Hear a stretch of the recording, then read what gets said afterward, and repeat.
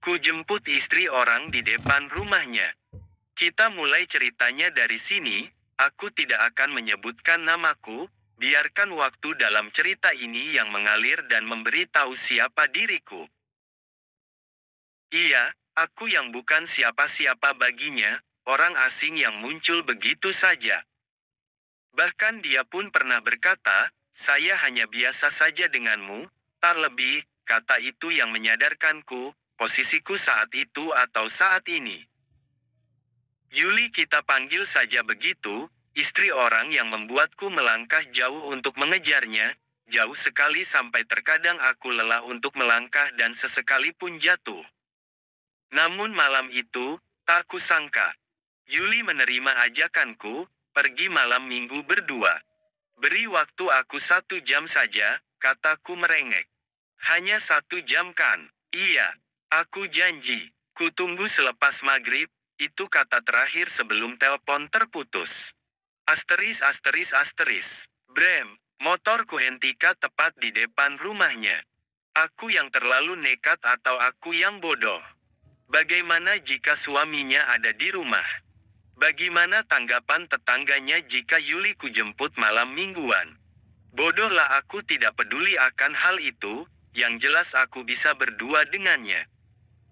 Kutunggu dia cukup lama, sambil kudengarkan suara lantunan anak-anak mengaji dari speaker masjid yang beradu dengan suara dangdutan tidak jauh dari rumah tetangganya yang mungkin saja tengah karaokean.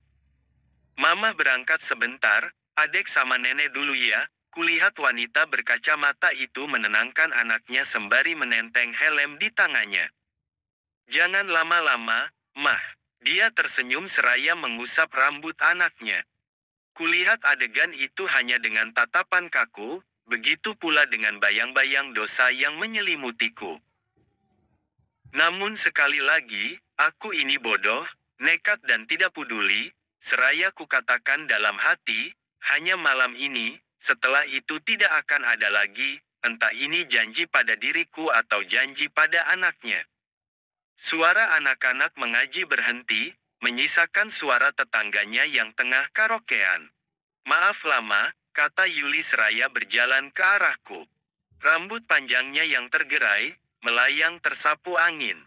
Setiap kali langkahnya membuat jantungku berdebar, meski mataku tak dapat berkedip melihatnya. Terhipnotiskah diriku, atau terpesona karena kecantikannya? Tepat kami berdua berhadap-hadapan, suara azan Isya pun berkumandang. Mau berangkat sekarang? Tanyanya. Iya, jawabku singkat seraya kuturunkan injakan belakang. Mengenakan helmnya dan langsung naik ke atas motor. Wus, asteris asteris asteris. Apa tidak apa-apa? Atau aku terlalu jauhkah untuk melangkah, memulai percakapan di atas motor? Iya, ini terlalu jauh, jawabnya singkat. Maafkan aku, sudah berapa kali kamu minta maaf? Entahlah, banyak kayaknya, coba hitung. Dari angka berapa? 5. Aku tersenyum seraya melihatnya melalui spion motor yang sudah kuarahkan ke arahnya. Asteris asteris asteris. Taman kota. Tanpa persiapan apa-apa ku duduk di sampingnya, tidak ada cerita yang kumulai. Aku hanya sedang ingin berdua dengannya. Melihat senyumnya dan aroma wewangian yang ia pakai, hal itu saja sudah membuatku tenang.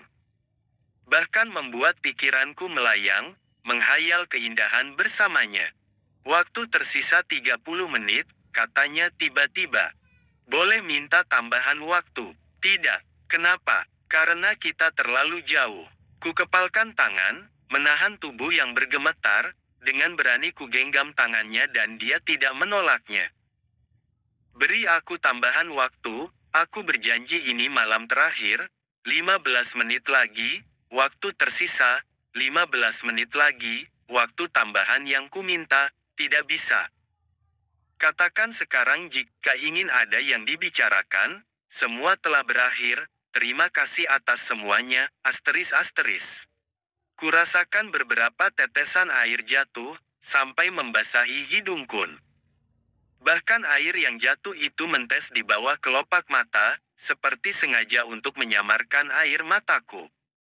Perlahan kuarahkan tangannya untuk memelukku dan ia meresponku dengan baik, langsung mendekap tubuhku yang lama.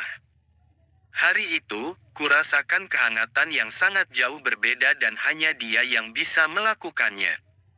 Tapi sayang kehangatan itu harus kulepaskan, karena itu bukan milikku tapi milik suaminya. Aku sadar jika aku masih ada di tempat ini, maka yang kudapatkan hanya rasa sakit yang semakin dalam dan aku tidak ingin menggendong rasa sakit ini untuk waktu yang lama. Hari itu juga, kuputuskan untuk berhenti melangkah mengejarnya. Selesai, ku jemput istri orang di depan rumahnya.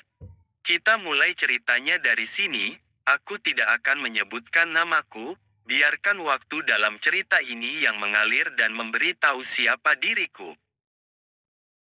Iya, aku yang bukan siapa-siapa baginya, orang asing yang muncul begitu saja.